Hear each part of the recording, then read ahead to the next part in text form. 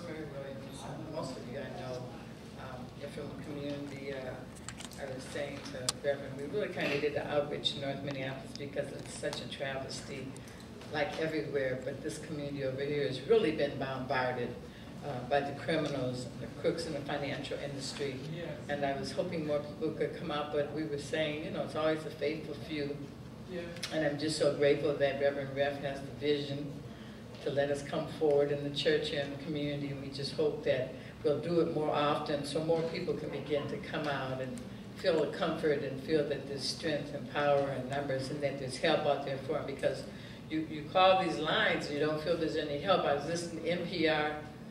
All my days are getting confused because, you know, they've been doing a thing about Lehman Brothers for the last few nights. I don't know if anybody's listened to it. I'm going to sleep listening to the radio. But anyhow, I believe it was this morning, yesterday morning, Bank of America was on. It's real interesting. I don't know what the political atmosphere is this week.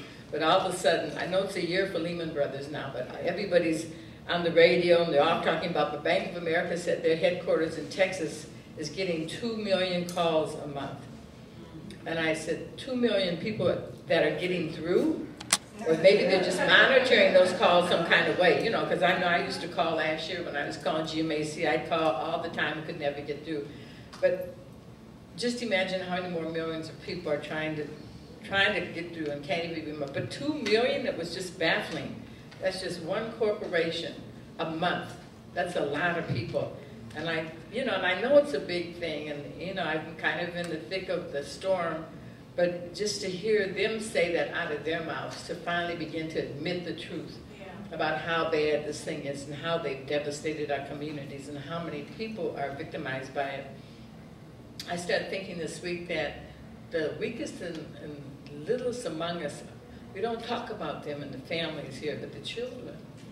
You know, I'm kind of full this week about it because I know when I used to volunteer in the schools with my children, the homeless children didn't come to school much, you know? And when they did, they were kind of victimized because, you know, children can be cruel to each other. And so the children were ashamed to come to school. They had a special bus that picked them up. But I was just thinking, my God, how many children are not in school now because they're homeless all over this country? It's got to be thousands. If you're not in school, you can't learn, you can't raise yourself up financially and economically in this country. So we're looking at a whole other devastation of children that will be so turned off because they are so victimized by the situation. And so I just really, my heart goes out to the children this week. And I was listening to Obama and I said, you know, it's interesting, he's talking about all this medical stuff and he'll be in town and nobody knows where he's going to be and blah, blah, blah. But if he really wants to impact these children, he better deal with this foreclosure situation.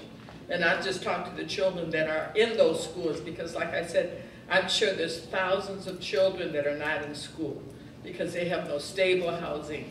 They may be going from door to door, couch to couch. Children are even sleeping out in the streets, homeless. We have a humongous black teen population for homeless youth because they can't go to shelters with their mothers. So it's a real crisis we're in. And like I said, the least, the youngest are suffering the most. And so I just ask everybody to remember the children a little bit more in their prayers, the whole family, but remember the children because they need so much help and we have to find a way to reach out to them in the middle of this crisis. Like I said, I just hope that this service begins to reach out to this community in North Minneapolis. As we reached out, we had the immigrants' rights community at my home yesterday, and that was a very good thing. It's primarily Hispanic, but something happened. The gentleman next door to me, we always kind of wave at each other. The elder over there, he's an older man, and he came over to the house and he shook my hand and he talked to me in Spanish. He doesn't know English.